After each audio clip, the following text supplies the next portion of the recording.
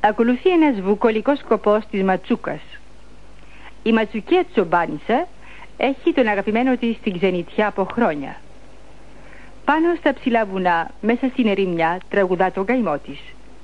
Ζει με την δική του θύμηση, τον έρωτά του, και καρτερεί την ώρα του γυρισμού.